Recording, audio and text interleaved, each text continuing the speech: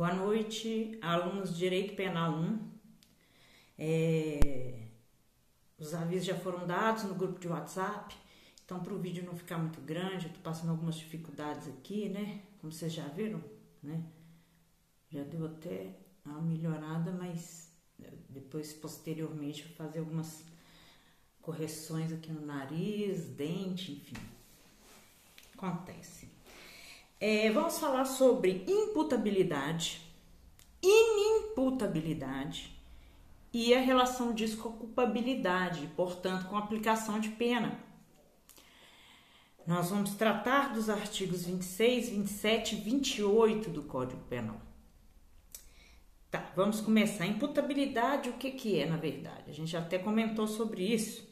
É a capacidade da pessoa de entender o caráter ilícito de algum ato e principalmente de se comportar de acordo com esse entendimento. É muito importante vocês entenderem que a imputabilidade é o pressuposto para a aplicação da pena, né?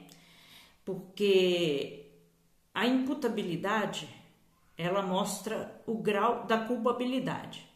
Se a imputabilidade, que é esse entendimento da ilicitude de se comportar de acordo, for completo, a culpabilidade vai ser grande, portanto, vai ter uma aplicação de pena normal.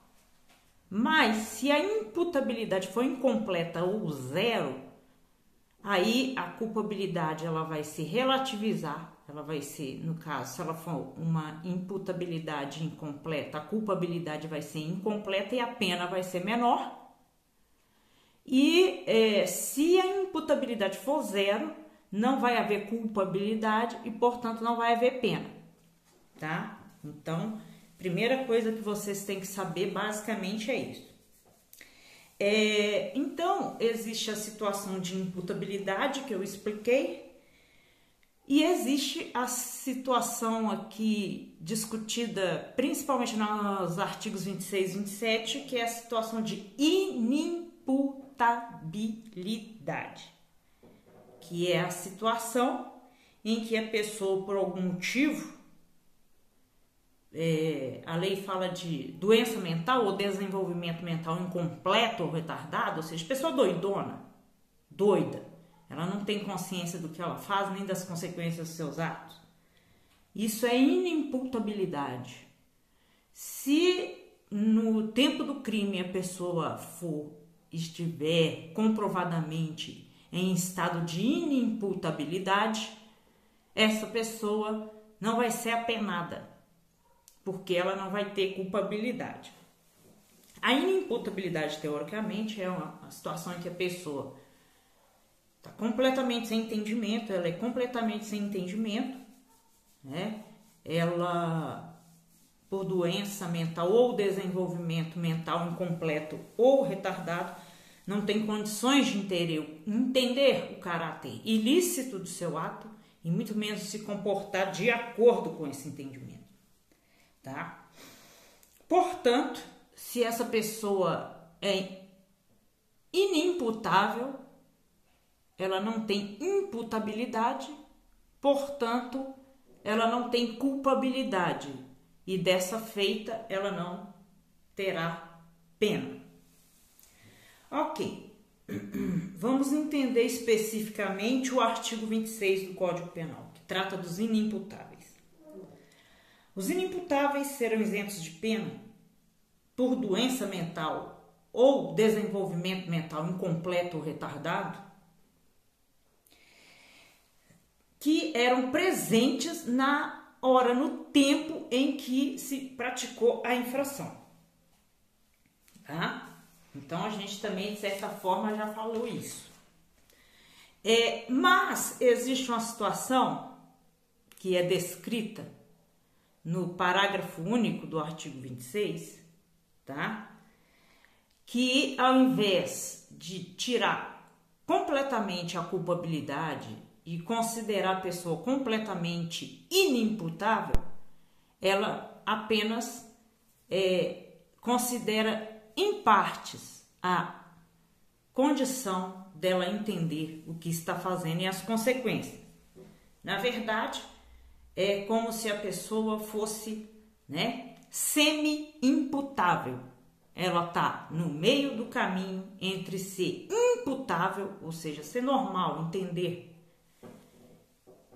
e ser inimputável, ou seja, não ter condição de entender nada. Então, esses semi-imputáveis são aqueles cujo entendimento da ilicitude não é completo. Não é completo.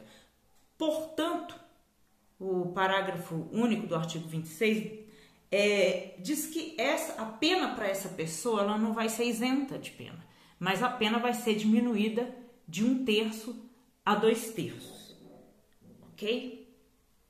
É muito importante observar o seguinte: o que determina que essa pessoa, ao tempo do crime, era imputável, né, ou inimputável ou semi-imputável? Surgindo a possibilidade da pessoa ser inimputável ou semi-imputável, isso vai ser avaliado através de avaliações periciais médicas e técnicas no decorrer do processo, certo? Como o inimputável ele não tem culpabilidade, portanto não pode aplicar a ele pena, se por um acaso ele pratica uma infração penal, ele não vai ser apenado, ele não vai para cadeia ou algo assim. Na verdade, ele vai ser submetido a um outro instituto penal chamado medida de segurança, porque na verdade ele não tem culpabilidade, ele tem uma coisa chamada periculosidade.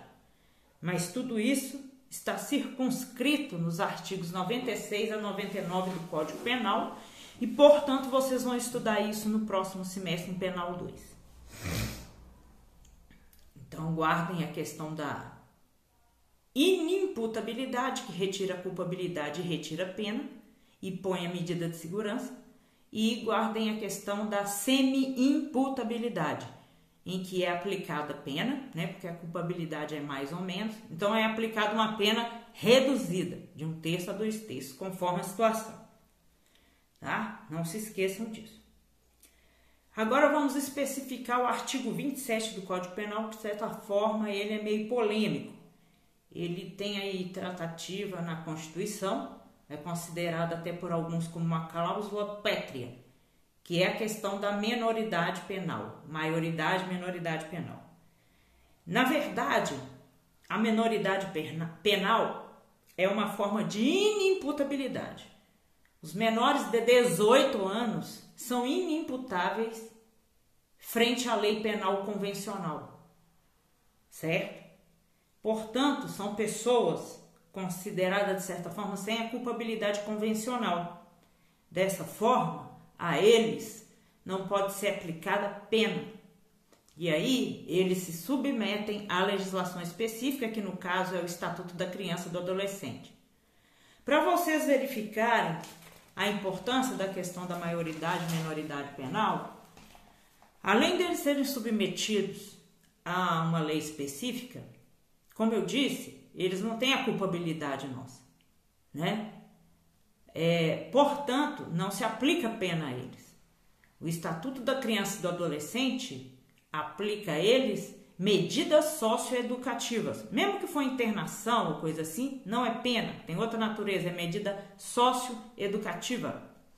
E para vocês entenderem ainda mais a relevância disso, o Estatuto da Criança e do Adolescente não fala em crime, nem em infração, fala em ato infracional, que também tem outra natureza pelo fato da culpabilidade deles ser considerada reduzida. Isso é polêmica, o cara já sabe tudo, o cara já pode... Mas é a nossa legislação e é assim que ela trata a questão, né?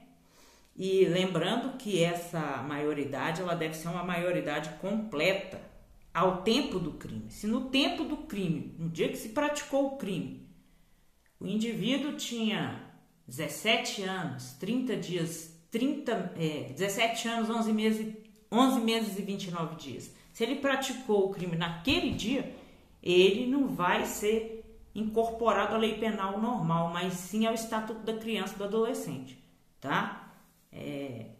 Não esqueçam isso. Isso é questão de prova e tudo mais. Por fim, nós temos o artigo 28 do Código Penal, né, que vai tratar de um assunto mais diferenciado, que é a questão, né, primeiro da emoção e paixão. Emoção e paixão são nomes mais técnicos para falar sobre sentimentos arrebatadores, sentimentos que nos parecem descontrolados, irracionais, que deixam as pessoas completamente fora de si, às vezes irracionais. Esses sentimentos não isentam de pena, a lei é muito clara em relação a isso. Eles não isentam de pena, ok? A não ser em casos muito específicos, como o parágrafo 1º do artigo 121, mas é uma coisa bem específica que depois vocês vão estudar. Então, esses sentimentos que deixam as pessoas fora de si, eles não deixam as pessoas inimputáveis, tá?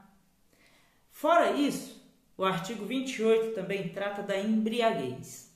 A embriaguez por álcool ou substâncias de efeitos análogos, ou seja, drogas lícitas, né? Quanto medicamento aí deixa a pessoa muito louca, muito fora de si, ainda mais para determinadas pessoas que têm determinadas particularidades. Assim, obviamente, como as drogas ilícitas também estão abarcadas aí nessa descrição da embriaguez, tá? Lembrando a vocês que a legislação, o artigo 28, também diz que a embriaguez ocorrida de forma consciente, voluntária, ou seja, a pessoa que chega e bebe ou usa alguma droga, tá? E por causa disso, em cima disso pratica algum crime, ela também não está isenta de pena, muito antes, pelo contrário. Entretanto, se essa embriaguez acontecer de forma acidental, eu vou dar exemplo, vocês vão entender. Se essa embriaguez acontecer de forma acidental, involuntária, caso fortuito, força maior, né? Seja por álcool ou substância de efeitos análogos, a ponto de deixar a pessoa completamente sem entendimento, ou seja, tem que ser uma embriaguez completa, a ponto de deixá-la sem compreender o caráter ilícito dos seus atos e muito menos de se comportar de acordo, tá? Se for acidental e completa, provado isso, a pessoa fica isenta de pena. Vou dar um exemplo, né? Pode parecer uma coisa fantasiosa, mas não é muito não. Olha só, uma mulher está numa festa bebendo refrigerante. A certa altura, alguém vai no copo dela sem ela ver e põe uma substância que a deixa completamente louca, embriagada e sem compreender nada, né? Ela fica muito louca e por causa dela ficar completamente louca, sem compreensão de nada, por causa que alguém colocou essa substância, ela vai e pratica um crime. Provado isso, ela será isenta de pena. Ela não tinha como compreender, não foi culpa dela. De forma semelhante, o artigo 28 também diz que se alguém tiver uma certa embriaguez acidental, tipo essa que eu comentei agora, mas que não tenha sido total, e comprometeu parte significativa do seu entendimento, provado isso, vai haver, ao invés de isenção de pena, uma redução de pena, tá? De 1/3 a 2/3, só se essa embriaguez for acidental, caso fortuito, força maior, culposa, involuntária e não for completa. No outro caso, for completa, mas acidental também, vai ter isenção de pena. Nesse outro caso, como ela não foi acidental, mas não foi completa, aí vai ter a redução. Ok? Bem, uma última observação sobre o artigo 28, nos diz assim, é um entendimento até jurisprudencial, né, abarcado aí pela lei. A embriaguez pré-ordenada, o que é embriaguez pré-ordenada? É a pessoa que se embriaga por álcool ou substância de efeitos análogos, justamente para ter coragem, para ficar muito doido para cometer o crime, para ter coragem de cometer o crime. Provado isso não causa nenhum benefício, muito antes pelo contrário, causa aumento de pena, Então alguém fala assim, vou cheirar cocaína, vou ficar muito louco para eu conseguir ir lá e atirar no fulano. Isso aí é causa de aumento de pena. Então, gente, isso aí, semana que vem a gente encerra a matéria com os artigos 29, 30 e 31, que são simples, de certa forma. E o envio de prova, as notas estarão no sistema amanhã, para não ficar diferente. Vida longa e próspera. Vamos para os exercícios agora.